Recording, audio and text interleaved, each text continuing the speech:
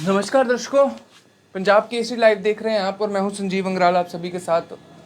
आप सभी को याद दिला दूं कि रहबरे खेल और के टीचर्स जो थे कुछ महीनों पहले मैं कह लूं कि बीजेपी दफ्तर के बाहर जो था उनका धरना प्रदर्शन चल रहा था और बहुत अच्छे तरीके से धरना प्रदर्शन चल रहा था। और आप सभी को याद दिला दूं कि रविंद्र राणा जी जो थे वो बाहर आए भी थे उनकी बातचीत सुनने के लिए, क्योंकि उनको दोबारा से जो थी उनकी ज्वाइनिंग के लिए बोला गया था, एग्जाम्स देने के लिए बोला गया था, जिनमें सैलरी उनकी बहुत ही कम, मतलब जेन्युइन से भी कम सैलरी वाले टीचर्स जो थे वो लगे हुए थे।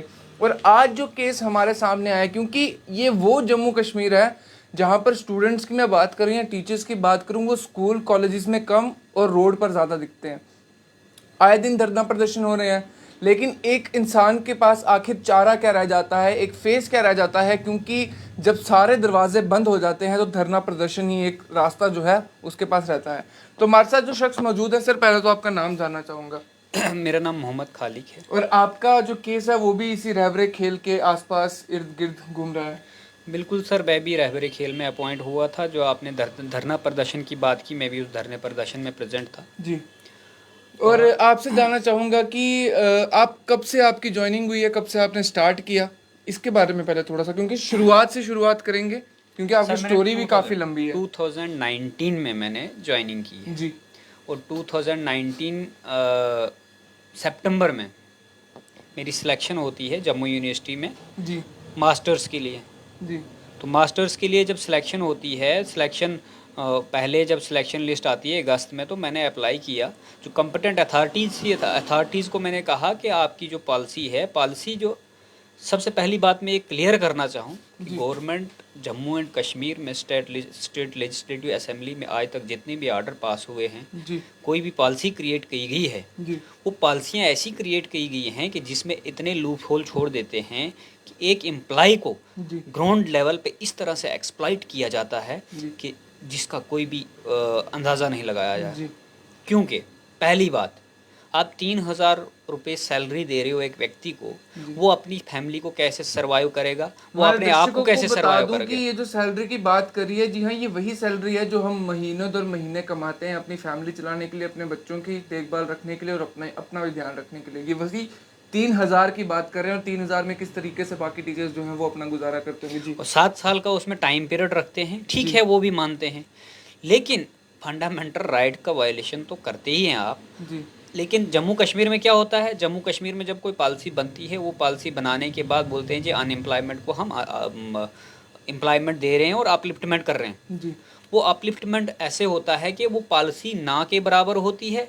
कोई भी एजुकेटेड पर्सन जो हाईली क्वालिफाइड होता है या मोस्ट सुपर इंटेलिजेंट समझता है अपने आप को, जी वो छोड़ देता है। जी छोड़ने के बाद क्या होता है, छोड़ने के बाद वो रोड पे रहता है। जी और जो लोग उस पर सर्वाइव कर लेते हैं वही बाद में प्रमोशन क्लेम करते हैं और प्रमोशन में प्रमोट हो जाते हैं। ऐसा हुआ आरईटी के साथ, जी ऐसा हुआ रहबरे जंगलात, रहबरे ज़रात, जितनी भी ज़रा पॉलिसियाँ 2007 में आई, 2002 में आई, जी उनका इम्प्लीमेंटेशन हुआ।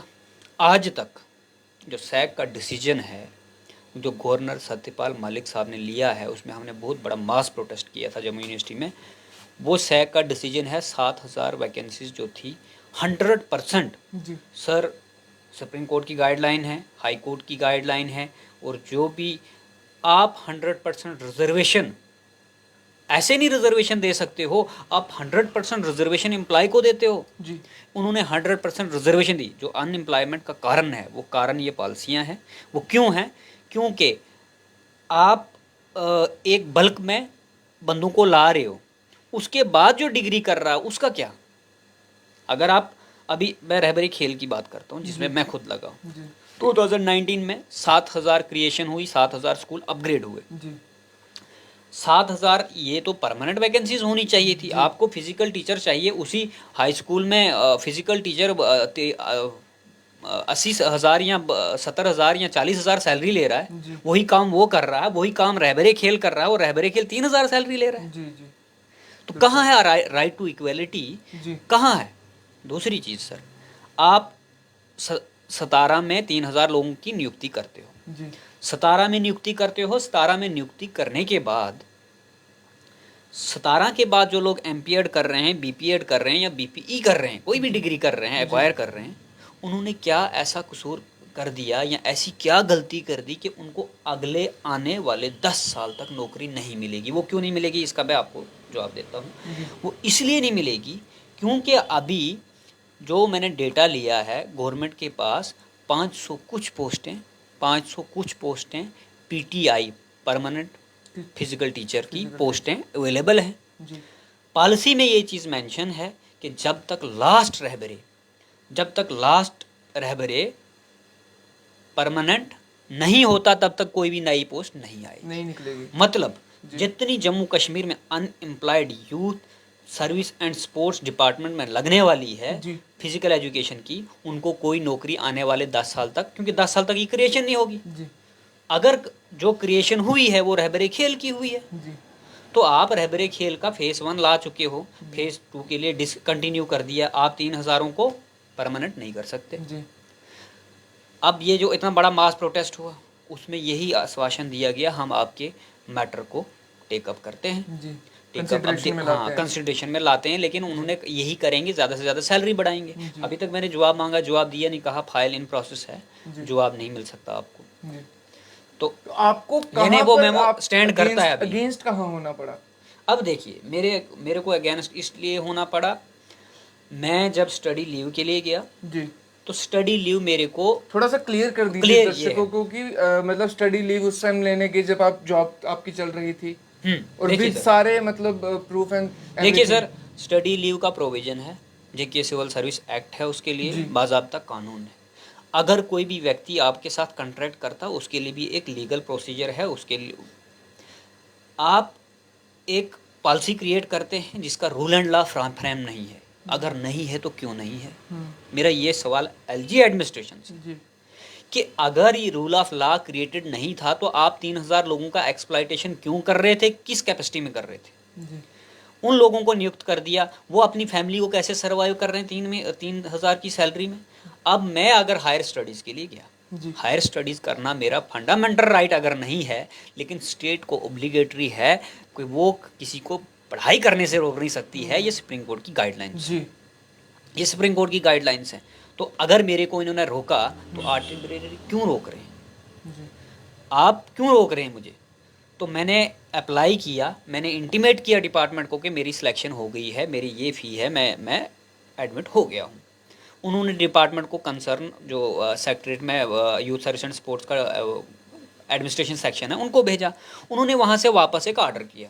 उन्होंने आर्डर में ये लिखा हमारे पास प्रोविज़न नहीं है, लिहाजा जितने भी रहबरे खेल के केसेस हैं इनको डिस्पोज ऑफ किया जाए। डिस्पोज ऑफ यानी सभी केसेस को, नॉट मेरा नाम उसमें मेंशन था क्योंकि मैंने वो फाइल चलवाई थी। तो उन्होंने किया ऑल सच केसेस। तो आर्डर मेरे पास पड़ा हुआ है, आर्डर डेटेड 13/12/19 का है। Order under secretary Mushtaq Ahmed Lone साहब ने किया है और ये आर्डर है जिसमें लिखा हुआ है according to your request to dispose of all such cases as per the policy for engagement of Rehbare Khel adopted vide government order number this and this. ये आर्डर निकला जी। ये आर्डर सर आज तक, जब तक मैं पूरी डिग्री कर गया 2 साल तक ये आर्डर, हमारे डायरेक्टर साहब सोते रहे, 2 साल तक ये आर्डर कहीं भी बाय आर्डर मुझे कम्युनिकेट नहीं हुआ, ना ही किसी डीएसओ को हुआ। ये होगी एक बात। तो ये आपको कम्युनिकेट कहाँ से हुआ है? कौन सा? ये ऑर्डर सर फिर जब मेरे 2 सेमेस्टर हो गए तो मैं सेक्रेटरीट गया, मैंने कहा मैंने फाइल भेजी थी, क्या हुआ इस पे? तो वहाँ से मैंने व्यक्ति से ये लिया, फिर ये एनेक्शर किया, फिर मैंने पिटीशन की हाई कोर्ट में। हाई कोर्ट में पिटीशन की तो मैंने जो इंटरिम मांगा, मैं उसमें इन पर्सन एडवोकेट था क्योंकि मेरे को लीगल एड से दिए गए थे, तो लीगल एड वालों ने, मैंने ड्राफ्टिंग पहले ही खुद ही की थी, जो कि मेरा केस काफ़ी कमज़ोर था। और मैंने जो मेन वाइल जो इंटरिम मांगा था वो इंटरिम एक्स्ट्राऑर्डिनरी स्टडी लीव था, जो कि एक परमानेंट एम्प्लॉय को ही मिल सकता है, ना कि टेम्परेरी जो पॉलिसी उस पर क्या अमेंडमेंट होगी। तो वो इंटरिम मेरा खारिज हो गया, वो डिसमिस हो गया। अब अंडर सेक्रेटरी इनको दोबारा से लिखता है, जब ये कोर्ट में भी जवाब नहीं देते हैं, ये अपने ही आर्डरों की वायलेशन करते हैं। ये अंडर सेक्रेटरी साहब इनको लिख रहे हैं, ये आर्डर नंबर है, आर्डर डेटेड आर्डर नंबर 63/22 में हुआ है, बाय 2YSS, ये आर्डर नंबर है। जी तो इस आर्डर में ये लिख रहे हैं कि जो रीजॉइनिंग की एप्लीकेशन मेरी हुई है, कंप्लीशन हुई है डिग्री की, आप ये चीज़ बताइए।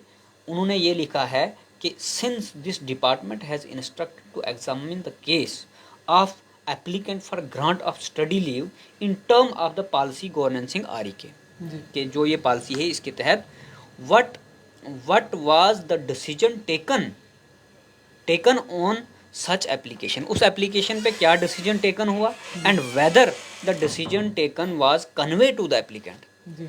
कि अगर ये हमने पहले और जो ये ऑर्डर में किया बोला था, हुआ है। ये ऑर्डर में बोला, इसका रिप्लाई अभी तक सेक्रेटरीट में नहीं दिया गया। अगर नहीं दिया गया तो मेरा क्वेश्चन है, उस समय principal secretary Alok Kumar sir थे, जी अभी हमारे शर्माद हफीज साहब हैं। मेरा ये क्वेश्चन उनसे है कि आपने ये ऑर्डर जो किया है 29/3/22 को किया है, अभी तक इसका जवाब आपको नहीं दिया है, तो मेरे को टर्मिनेशन दे दिया। जब ये जवाब ही नहीं दिया, उन्होंने जवाब मांगा, उन्होंने ये भी कहा कि आपने इसकी रिक्वेस्ट जो है, पहले मेरी रिक्वेस्ट मतलब जब कंसिडर आपकी नहीं की। डिग्री, एक तरह से जब आपकी डिग्री हाँ। हो रही थी तब ये सारा केस घूम रहा था। हाँ, तब कहाँ थे आप? तब जी। क्यों आपने एप्लीकेंट और को क्यों किसी नहीं, ने आपसे मेरे कम्युनिकेट को करने वापस, की कोशिश की, किसी ने बिल्कुल कॉल नहीं। किया, किसी ने आपको बताने की सर कोशिश की? बिल्कुल नहीं, कोई एक्सप्लेनेशन नहीं, कुछ नहीं, कुछ चीज़ मेरे को कम्युनिकेट नहीं करी और गई। सीधा आपको मैसेज ये मिलता है कि आपको टर्मिनेट किया नहीं जाता नहीं है। नहीं सर, जी। कोर्ट में केस था ना, कोर्ट में भी जवाब देने नहीं आए। फिर मैंने ये एप्लीकेशन लिखी जी। प्रिंसिपल सेक्रेटरी को, प्रिंसिपल सेक्रेटरी ने रिज्वाइनिंग के लिए, जब मैं रिलीव हो गया यूनिवर्सिटी से, तो उन्होंने ये ऑर्डर निकाला है। उन्होंने कहा कि हाँ जी हम इस पे देखेंगे। उन्होंने जो फॉरवर्ड किया तो इन्होंने एक ऑर्डर निकाला, हम जी आपकी रिक्वेस्ट टेनेबल नहीं है, हम आपको रिज्वाइनिंग नहीं देंगे। जी ठीक है, मैंने कहा कोर्ट में जवाब दे दो, कोर्ट में जवाब नहीं दिया। मैंने दोबारा लिखा प्रिंसिपल सेक्रेटरी को, ये ऑर्डर अंडर सेक्रेटरी निकालता है डायरेक्टर के लिए। पहला डायरेक्टर रिटायर हो जाता है, अब दूसरे डायरेक्टर साहब आते हैं, वो इस लेटर को कंसिडर ही नहीं करते हैं। मैं जब यहाँ से आप दे रहा हूँ कि कोर्ट ने भी डिसीजन दे दिया कि अब, पहले ये कह रहे थे कि मसला सब जुडिशियल तो नहीं ज्वाइनिंग दे रहे थे शायद, अब तो कोर्ट ने डिसाइड कर दिया कि ये स्टडी लीव नहीं बनती है। जी तो मैंने लिखा कि आप on the dice, time period को ऑन द डाइस करके, पॉलिसी में प्रोविजन है, जी। आप जो बंदा किसी भी प्रॉब्लम से पावर ऑफ रिलैक्सेशन, इनके पास पॉलिसी में प्रोविजन है। इनके पास पॉलिसी में प्रोविजन ये भी है कि अगर किसी बंदे की परफॉर्मेंस जो 7 साल का टाइम पीरियड है नहीं होती है, आप 2 साल उसको एक्सटेंड कर सकते हैं, जी यानी उसका टाइम पीरियड पूरा होने के बाद उसको रेगुलाइजेशन दे सकते हैं। जी तो आप मेरे को ज्वाइनिंग क्यों नहीं देते हैं?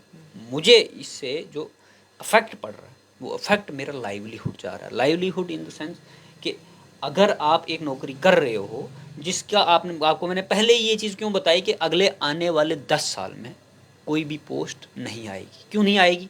क्योंकि ये ऑलरेडी पॉलिसी में लिखा है, जी ऑलरेडी पॉलिसी में लिखा है। तो मेरा LG एडमिनिस्ट्रेशन से ये गुहार है कि जम्मू कश्मीर में अनएम्प्लॉयमेंट का रेट जो है वो इसी वजह से इंक्रीज़ हुआ है। ये बल्क में जो ये रिक्रूटमेंट होती है, और बल्क में रिक्रूटमेंट होती है। दूसरी चीज़ एक और है, ये जो हर जगह रेस्ट ऑफ द इंडिया में टीचर एलिजिबिलिटी टेस्ट होता है जी और वैसे रिक्रूटमेंट होती है।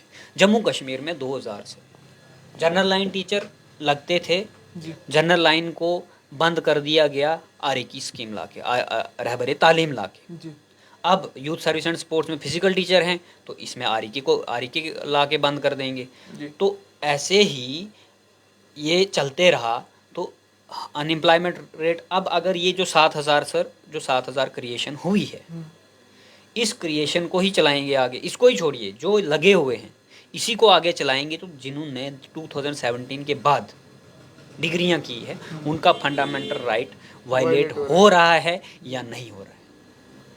उनका फंडामेंटल राइट वायलेट हो रहा है या नहीं हो रहा है? उनको कंटिन्यूसली, उनको क्या गारंटी दे रहे हो आप? कॉन्स्टिट्यूशनल गारंटी जो है, क्या कॉन्स्टिट्यूशनल गारंटी दे रहे हो उनको एम्प्लॉयमेंट मिलेगा? जी और इस समय में सर जो 2 साल का टाइम पीरियड रहा 20-21 का सेशन, जी 19-20-21 का, इसमें कोरोना रहा, पीक लेवल पे रहा, पूरे इंडिया को पता है, इकोनॉमी गिर पूरे गई। दुनिया के कोने कोने में है, कोई स्कूल ओपन नहीं हुआ। बिल्कुल। अगस्त 8 को मैं यूनिवर्सिटी से रिलीव हुआ हूँ, उसके बाद स्कूल खुले हैं, जी जिस दिन मैंने रीज्वाइनिंग मांगी है। और जिस दिन मैंने स्टडी लीव शुरू की है उस दिन भी कोविड स्टार्ट हो गया था। जी तो सर मेरी वजह से स्कूल में कोई भी ये नहीं हुआ, कोई बच्चा हार्म नहीं हुआ कि मैं उसको पढ़ा नहीं पाया। पूरे जम्मू कश्मीर में सारे स्कूल शट डाउन था। जी तो उसके बाद मेरे को इनको ज्वाइनिंग देनी चाहिए, लेकिन साल इसको घुमाते फिराते रहे। मैंने कहीं सर मेरा फंडामेंटल राइट वायलेट नहीं हुआ, मैं पीएचडी करने जाता, मैं प्राइवेट नौकरी कोई लेता, मेरे original document till date submitted हैं डीएसओ ऑफिस, टिल डेट जी अभी तक मेरे को ओरिजिनल डॉक्यूमेंट नहीं मिले। अब जो इन्होंने मेरा लाइवलीहुड छीना है, जी आप अब इस आर्डर का भी आप रिप्लाई नहीं दे रहे हैं सेक्रेटरीट को। जी आप जो आर्डर मुझे कम्युनिकेट कर रहे हैं ज्वाइनिंग के लिए, ज्वाइनिंग के बजाय आप रेट्रोस्पेक्टिव इफेक्ट डाल के पास्ट में जाके मेरे को टर्मिनेट कर रहे हैं, आप डिसंगेज कर रहे हो बाय जी आर्डर। और जो टर्मिनेशन लिखने वाला बंदा है, व्यक्ति है, मैंने जब लेटर दिया वो लेटर मेरा डायरेक्टर ने एंटरटेन नहीं किया है। वो एक जो उनका लॉ ऑफिसर बना के रखा हुआ है डिपार्टमेंट में, हालांकि वो नियुक्त हुआ है एज ए जूनियर असिस्टेंट। जी और मुझे समझ नहीं आती है, एलजी साहब ने ट्रांसफ़र पॉलिसी लाई ट्रांसपेरेंसी के लिए जी कि हर एक विभाग में जहाँ पे जो लोग काम कर रहे हैं, ट्रांसपेरेंसी हाँ करप्शन हो रही है, वो एक ही चेयर पे बैठे हुए। और यूथ सर्विस एंड स्पोर्ट्स में ऐसा क्या है, एक ही व्यक्ति 5 से 10 साल से बैठा हुआ है और वो डिग्री ला की बाद में करता है, पहले वो जूनियर असिस्टेंट लगा है, तो वो एज ए लॉ ऑफिसर बना के वो आके ये कोर्ट को भी मिसलीड कर रहे हैं। कैसे कर रहे हैं? 7,000 केस सिर्फ यूथ सर्विस एंड स्पोर्ट्स के पेंडिंग है हाई कोर्ट में। क्यों पेंडिंग है? वो इसलिए पेंडिंग है, ये हाई कोर्ट की जजमेंट है ड्यूअल बेंच की, यानी पूरे एविडेंस लेके आए हैं साथ। ड्यूअल बेंच की है। ड्यूअल बेंच की जजमेंट जो है ये chief justice of Jammu and Kashmir and Puneet justice Puneet Gupta जज साहब हैं, जिनकी जजमेंट है। इस जजमेंट में ये आर्डर है कि जो 6 व्यक्ति थे, राखी शर्मा एंड अदर्स जी versus union territory of Jammu and Kashmir, इसमें डायरेक्शन ये हुई है, इन बंदों को इन्होंने ज्वाइनिंग नहीं दी, वेटिंग लिस्ट में थे। डायरेक्टर ने एक आर्डर कम्युनिकेट किया कि वेटिंग लिस्ट वालों को हमने इन नहीं करना है। क्यों नहीं करना है? उन्होंने रिट पिटिशन डाली, सिंगल बेंच में उनकी रिट पिटिशन डिसमिस होगी, वो ड्यूअल बेंच में चले गए। एक बच्चे ने 1.5 लाख रुपया खर्चा है, और 1.5 लाख रुपया खर्चने के बाद ये आर्डर होता है। आर्डर में ये किस लिखा चीज पे ये 10 पैसे किस 11 चीज पे स्पेंड किए जाते हैं? क्या सर? जो पैसे खर्चे 1.5 लाख। सर कोर्ट में एक्सपेंसेस लगते हैं ना, एडवोकेट, हर एक को अपना एडवोकेट करना जी पड़ता जी है। जी बिल्कुल। और उन बंदों ने ये इसमें लिखा गया है कि ये रिट पिटिशन जो है ऑन द नेचर ऑफ, ये मैंडामस एलो हो गई है, issuing commandment the petitioner appellant on the post of Rehbare Khel पर recommendation dated 22/4/2019 with a period of 6 week for the date of copy of the order is produced before the competent authority. The appeal as well as the writ petition is stand alone. High court ने yellow किया है इन बंदों को, आप rejoining करो। लेकिन ये order dated कब का है सर? 23/12/2021 का है, अभी तक इम्प्लीमेंट नहीं हुआ है। ये 6 के 6 बंदे अभी बेचारे रोज़ डिपार्टमेंट के चक्कर लगाते हैं, और हरासमेंट इनको एक बंदा कर रहा है, वो जूनियर असिस्टेंट है, वो लॉ ऑफिसर बना के रखा है, इसलिए पेंडेंसी पड़ी है। अब आप बताइए, 3,000 की नौकरी लेने वाले के लिए जम्मू कश्मीर की गवर्नमेंट इतने एक्सपेंसेस मैनेज कर सकती है, वो अब इसको चैलेंज करने सुप्रीम कोर्ट जाएगी? जी बिल्कुल। तो आप बताइए मुझे कि आप वेलफेयर के, स्टेट के वेलफेयर के लिए क्या कर रहे हैं?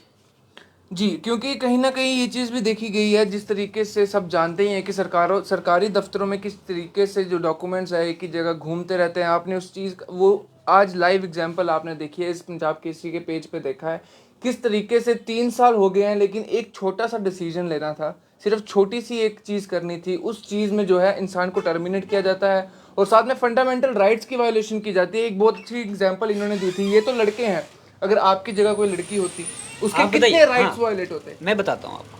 आप बताइए, एक लड़की होती, उसने शादी भी करनी है जी, उसको बच्चे भी पैदा करने हैं जी, जो मैटरनिटी फैटर्निटी लीव होती है, लेकिन जो पॉलिसी का प्रोविजन है उसमें किसी भी तरह की लीव के प्रोविजन का जिक्र है ही नहीं। जी, तो क्या उसको आप किसी व्यक्ति को आप शादी करने से रोक रहे हैं? जी, आप उसकी लाइफ टू लिबर्टी आर्टिकल 21 और 16 का भी वायलेशन कर रहे हैं। तो आप मुझे बताइए कि आप उसको, ये सिर्फ स्टडी लीव का प्रोविजन है, लेकिन आप उनके बच्चों का फ्यूचर डार्क में, आप बताइए 3,000 में आप अपने बच्चे को क्या शिक्षा देंगे? जी, या जो इसमें लगा हुआ है वो क्या शिक्षा देगा, उसका तो किराया पूरा नहीं होगा। जी जी। तो आपने ये पॉलिसी बनाकर जो 3,000 लोगों को लगा के एक्सप्लॉइटेशन और कर रहे साथ हो। में कुछ ऐसी एग्जांपल्स भी हैं जिन टीचर्स को जो है कितने किलोमीटर्स दूर जाना पड़ता है अपनी जॉब के बिल्कुल करने के लिए। बिल्कुल है। तो जॉब करने के लिए मैं वही चीज़ बोल रहा हूँ, वहाँ का 4th क्लास एम्प्लॉय जो है वो भी हमसे ज़्यादा सैलरी ले रहा है। तो आप पीएचडियाँ करके देखो, इसमें दो पहलू। जी। अगर आपको समय लगता का भी है, भाव है, मैं चाहूंगा कि आप ये भी चीज बताइए कि आगे का रोड मैप आपका क्या रहने वाला है, क्योंकि ये चीज यहीं खत्म नहीं होती है। देखिए सर, अगर टर्मिनेशन कर दिया, जी डायरेक्टर साहब ने टर्मिनेशन कर दिया, हम कंसर्न कॉम्पिटेंट हायर अथॉरिटीज़ के पास जाएंगे जी। और हम अपनी ग्रेवेंस को बट एड्रेस आपको करने की कोशिश। कंसिडरेशन में क्यों नहीं लाया गया उस वक्त? आप कम्युनिकेट क्यों नहीं कर सबसे पाए? बड़ी दिक्कत तो ये है, फेलियर कहाँ है? फेलियर यहाँ है कि आप किसी भी सरकारी व्यक्ति के पास जाएंगे, उसके पास इतना टाइम नहीं है कि आप अगर रिप्रेजेंटेशन देंगे, हेडिंग देखेगा, फेंक देगा, कंटेंट इंग्रेडिएंट क्या है एप्लीकेशन में ये कभी नहीं पढ़ेगा और अपना रिप्लाई वहाँ से दे देगा, हाँ भाई हुआ नहीं हुआ। अपने पीए से पूछेगा, या लॉ विभाग, जो मैंने बोला आपको जूनियर असिस्टेंट बना है, तो वो लॉ विभाग वाला वो मैनिपुलेट और मिसलीड करते हैं। ये मैंने कहा रहा हूँ, कोर्ट को भी मिसलीड करते हैं। इवन ये कोर्ट प्रोसीडिंग में, मेरी कोर्ट प्रोसीडिंग ड्यूरिंग चल रही थी, तो वहाँ पे भी यही जूनियर असिस्टेंट ही आते थे अपियरेंस के लिए, जी और वही एडवोकेट जनरल को भी देते थे क्या डेटा है क्या नहीं है। जी। तो मैं ये चीज़ कह रहा हूँ कि जो व्यक्ति अंदर बैठे हुए हैं वो एंटरटेन नहीं करते हैं, उस इंग्रेडिएंट को नहीं पढ़ते हैं, वो दे देते हैं वहाँ से उठा के, हेड एसओ दूसरे को दे देगा। बाद में जब उनसे वर्बली पूछते हैं वो डिसीजन कुछ और हम यहाँ से कुछ और लिखते हैं, वो वहाँ से डिसीजन कुछ और देते हैं। जी। तो मैंने इसके लिए अब हायर अथॉरिटीज़, जैसे कंसर्न प्रिंसिपल सेक्रेटरी हैं, उनसे बात करेंगे, उनको लेटर लिखेंगे, उनसे मिलेंगे। अगर ये होता है तो ठीक है, नहीं होता है तो फर्दर कॉन्स्टिट्यूशनल रेमेडीज हमारे पास हैं जो अवेल करती हैं, तो हम उस प्रोसीजर से भी जाएंगे। लेकिन अब दिक्कत ये है कि एक तो अनएम्प्लॉयमेंट है, दूसरा हम उन कैटेगरियों में फाल करते हैं जिसमें हम बिलो पावर्टी लाइन में हैं। जी। तो कोर्ट में जाने के लिए एक्सपेंसेस, लीगल एड अवेल होती है, लेकिन लीगल एड प्रोवाइड होने तक के समय तक हमें वेट करना पड़ता है। क्योंकि मुझे डिवीजन बेंच में जाना था, मैं इनका वेट कर रहा था कि ये क्या डिसीजन लेंगे, जी। तो मैं डिवीजन बेंच में जाऊं या नहीं जाऊं। लेकिन ये पहले से ही डिसाइड करके रखते हैं, इनको पता था 3 महीने का टाइम है, 3 महीने तक कोई ऑर्डर नहीं किया, 3 महीने के बाद ये ऑर्डर बना के रखा, जैसे 3 महीने हुए ऑर्डर कर दिया कि ये डिवीजन बेंच में जा ना पाए। जी। बहुत बहुत शुक्रिया हमारे साथ ज्वाइन होने के लिए, और हम उम्मीद करते हैं जो आपका केस है वो जल्दी रिलीफ हो। और साथ में अगर ट्रांसपेरेंसी की हम बात करते हैं, क्योंकि मुझे अभी भी याद है जब ये पॉलिसी भी आई थी ट्रांसपेरेंसी की, तो हमने लाइव करके बताया था, और सभी स्टूडेंट्स जो थे उन्होंने कमेंट किया था कि बहुत अच्छी ये पॉलिसी है, लेकिन उतनी ट्रांसपेरेंसी होनी भी चाहिए। एक जो कम्युनिकेशन है वो जो है सरल होनी चाहिए, तभी जो ऐसे केसेस हैं वो भटकते नहीं हैं। आप ऐसी खबरों के लिए पंजाब केसरी के साथ जुड़े रहिए, और मुझे दीजिए इजाज़त। नमस्कार।